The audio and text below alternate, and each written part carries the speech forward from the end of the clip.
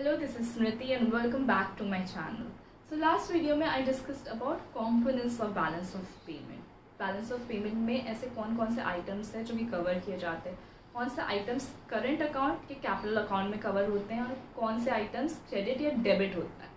इस वीडियो में मैं डिस्कस करूँगी about categories of balance of payment. Balance of payment में काफ़ी सारे items cover होते हैं, तो वो सारे आइटम्स तीन के ग्रुप में कैटेगराइज किए गए हैं. अब वो ग्रुप्स क्या क्या हैं?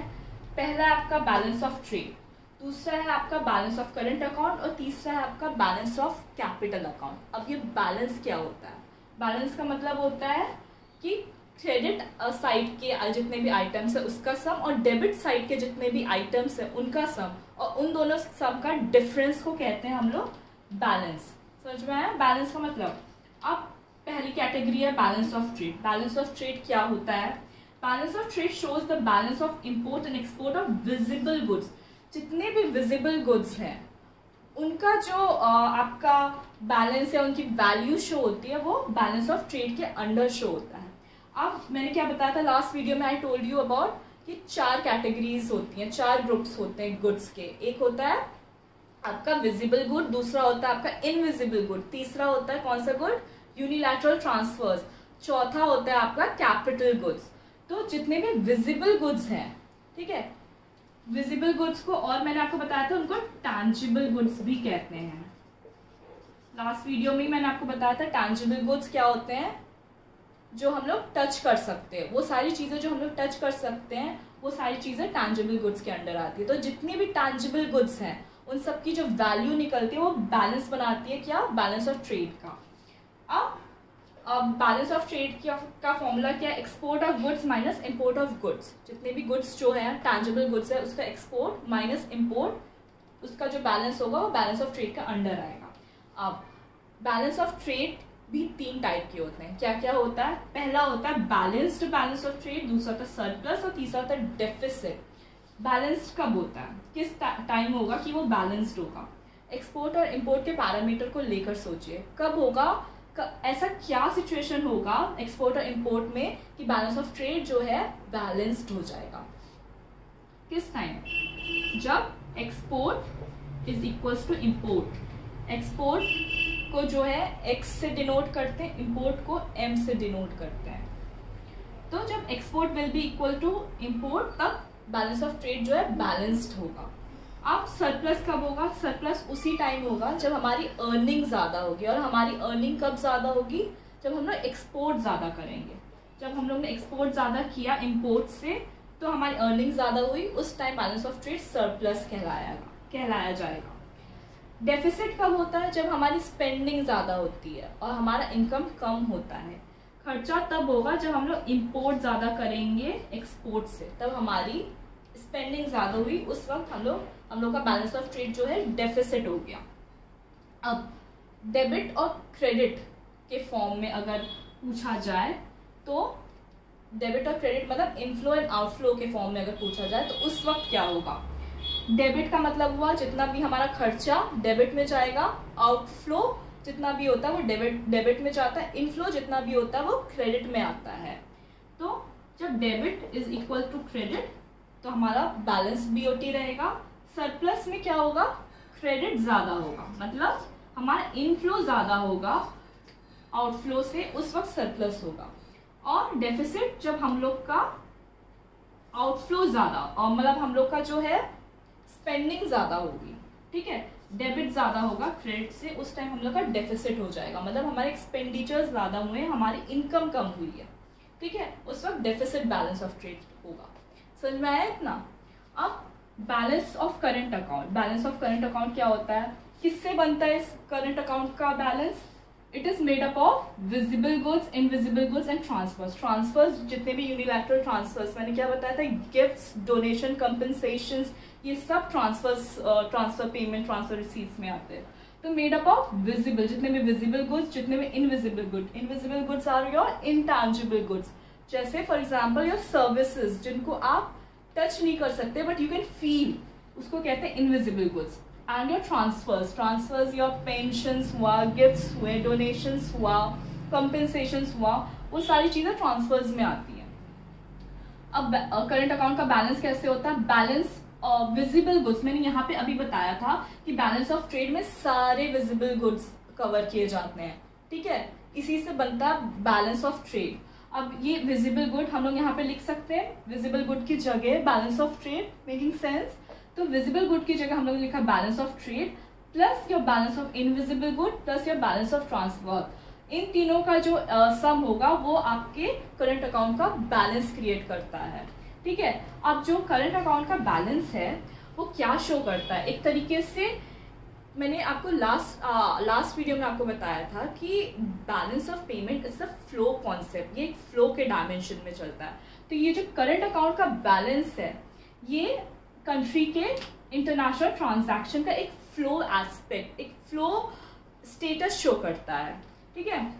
समझ में आया? जितने भी आपके कंट्री का एक इंटरनेशनल जितने भी ट्रांजैक्शंस हो रहे, इकोनॉमिक इंटरनेशनल ट्रांजैक्शंस हो रहा है, एक फ्लो के कॉन्सेप्ट में चल रहा है, वो कहाँ पे रिफ्लेक्ट होगा? ये करंट अकाउंट में रिफ्लेक्ट होगा, क्योंकि ये एक तरीके से रिफ्लेक्ट करता है फ्लो के कॉन्सेप्ट को। इसीलिए जितनी जल्दी एक्सचेंज रेट्स में फ्लक्चुएशन होता है उतनी ही जल्दी करंट अकाउंट में उतनी क्विकली वो रिस्पॉन्ड करता है। समझ में आया? अब balance of capital account, balance of capital account किन किन चीज़ों से बैलेंस होता है, क्या क्या चीज़ें होती है जो कैपिटल अकाउंट का बैलेंस क्रिएट करता है? Balance of capital account refers to the balance of capital transfers. मैंने आपको लास्ट वीडियो में बताया था कि कैपिटल अकाउंट क्या होता है। जितने भी स्टॉक्स या एसेट्स का कॉन्सेप्ट्स होते हैं वो कैपिटल में आता है। तो जितने भी आपके balance of capital transfer, borrowing, lending, sales, purchase of stocks and golds, ये सारी चीज़ें जितनी भी फॉरेन एक्सचेंज की चीज़ें हैं, जितनी भी इन सब की वैल्यू है वो वैल्यू आपके कैपिटल अकाउंट के बैलेंस को बनाता है, क्रिएट करता है। इसका फॉर्मूला क्या है? टोटल कैपिटल रिसीव्स, जितने भी कैपिटल रिसीव्स का सम, कैपिटल रिसीव्स मतलब जो हम लोग ने रिसीव किया, और कैपिटल पेमेंट, इन दोनों का माइनस, इन दोनों का डिफरेंस आपके कैपिटल अकाउंट के बैलेंस को बनाता है, ठीक है। समझ में आया ये चीज? अभी कैपिटल अकाउंट, कैपिटल में भी दो तरीके के फ्लो होते हैं, एक ऑटोनोमस और एक अकोमोडेटिंग फ्लो। तो वो क्या होता है मैं नेक्स्ट कंटिन्यू करती हूँ, तब तक आप इसके स्क्रीनशॉट ले लीजिए।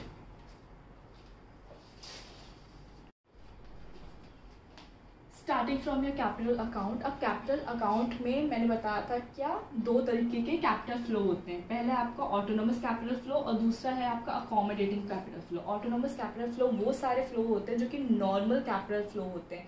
एक जनरल जो एक कैपिटल फ्लो होता है एक कंट्री का, उसको कहते हैं autonomous capital flow. Capital flow takes place due to normal economic considerations are known as your autonomous capital flow. Example क्या है ऑटोनोमस कैपिटल फ्लो का? Earnings of dividends. डिविडेंड्स वो होते हैं जो शेयर्स में प्रॉफिट मिलते हैं और शेयर होल्डर्स को डिस्ट्रीब्यूट किए जाते हैं, उसको कहते हैं dividends. Interest and other incomes by international investments and lending, ये सब कुछ क्या होता है? एक कैपिटल फ्लो, एक नॉर्मल कैपिटल फ्लो होता है जो कि ऑटोनोमस कैपिटल फ्लो के अंडर इंक्लूड किया जाता है। These are ordinary capital flow.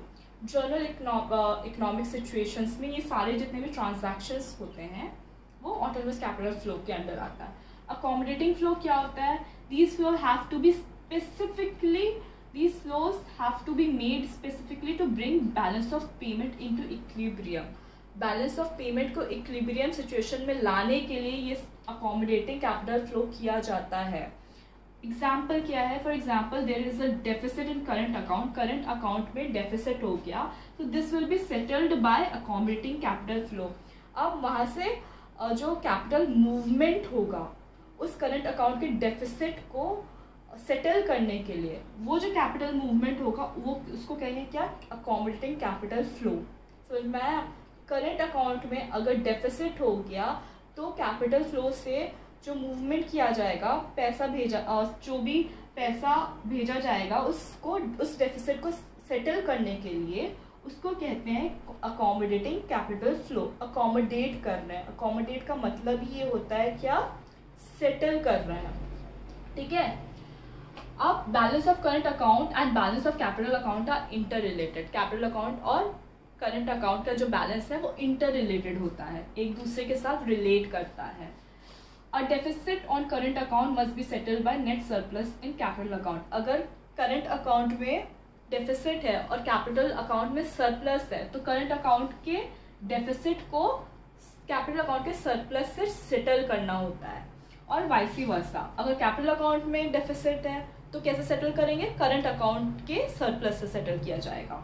ठीक है, समझ में आया ये चीज़। अब what are the things that come under capital account. Capital account के अंदर क्या क्या चीज़ें आती, क्या क्या थिंग्स हैं जो कैपिटल अकाउंट के अंडर आता है, इंक्लूड किया जाता है। पहला है आपका बैंकिंग कैपिटल। बैंकिंग कैपिटल में क्या क्या चीज़ें आती हैं, इंक्लूड किया जाता है। जितने भी capital transaction in form of foreign exchange transaction, जितने भी फॉरेन एक्सचेंज ट्रांजैक्शंस हुए, आपके जितने भी सिक्योरिटीज़ हुई या नॉन रेसिडेंट के डिपॉजिट्स हुए, वो सब बैंकिंग कैपिटल के अंडर इंक्लूड किया जाता है। लोन्स, अब लोन्स में क्या हुआ कि सेकेंड है आपका लोन्स, बोरोइंग फ्रॉम अब्रॉड, या तो बाहर से हम लोग ने बोरो किया। किन किन कहाँ से बोरो होता है आपका, प्राइवेट इंस्टीट्यूशन बोरो करते हैं, नॉन फाइनेंशियल इंस्टीट्यूशन से गवर्नमेंट ने बोरो किया, या वो सारी चीज़ें जो रीपे हो गया वो सब लोन के अंडर आता है। या फॉरेनर्स ने जो है हम लोग का लोन रीपे कर दिया, वो लोन्स के कैटेगरी के अंडर आता है। अब डायरेक्ट फॉरेन इन्वेस्टमेंट्स, जिसको हम FDI भी कहते हैं, foreign direct investments. Foreign direct investments का क्या मतलब हुआ कि बाहर की फॉरेन की कंट्री ने हमारी कंट्री में डायरेक्टली इन्वेस्टमेंट्स किए। ठीक है, अब डायरेक्टली इन्वेस्टमेंट्स करने का मतलब है या तो उन्होंने मर्ज कर लिया कंपनी, या तो जॉइंट वेंचर पार्टनरशिप के अकॉर्डिंग वो कंपनी चलाने लगी, उसको कहते हैं foreign direct investment. Directly invest किया उसका हमारी कंपनी, बाहर की कंट्री के कंपनी ने हमारी कंट्री के कंपनी में। अब चौथा है आपका portfolio investments from abroad. Portfolio investments from abroad मतलब बाहर, जिसको कहेंगे हम लोग फॉरेन इंस्टीट्यूशनल इन्वेस्टमेंट, FII या FIT भी कहते हैं, फॉरेन इंस्टीट्यूशनल ट्रांसफर्स, FIT भी कहते हैं।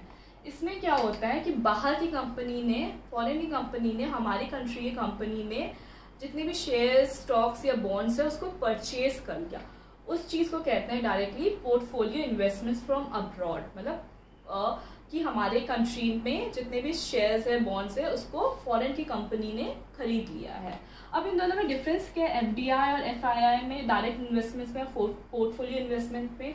इसमें ये डिफरेंस है कि डायरेक्ट इन्वेस्टमेंट्स जो होती हैं वो लॉन्ग टर्म के लिए किया जाता है, और पोर्टफोलियो इन्वेस्टमेंट शॉर्ट टर्म्स के लिए होता है। और FDI जो है वो लार्जर इंस्टीट्यूशंस, जितने भी बड़े बड़े इंस्टीट्यूशंस हैं उसमें किया जाता है।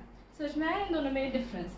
बस आज के लिए इतना था, होपफुली आपको टॉपिक समझ में आया हो।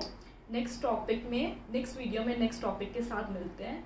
नेक्स्ट टॉपिक ओवरऑल ख़त्म ही हो चुका है चैप्टर, और उसमें आपका डिसइक्विलिब्रियम है एक्चुअली बैलेंस ऑफ पेमेंट का। एडवर्स इफेक्ट क्या है, मतलब डिसइक्विलिब्रियम की वजह से जो जितने भी एडवर्स इफेक्ट होता है बैलेंस ऑफ पेमेंट में, वो सब है। तो नेक्स्ट वीडियो में हम लोग उसको कवर कर लेंगे और फिर चैप्टर फिनिश हो जाएगा। Till then stay safe, stay healthy, bye.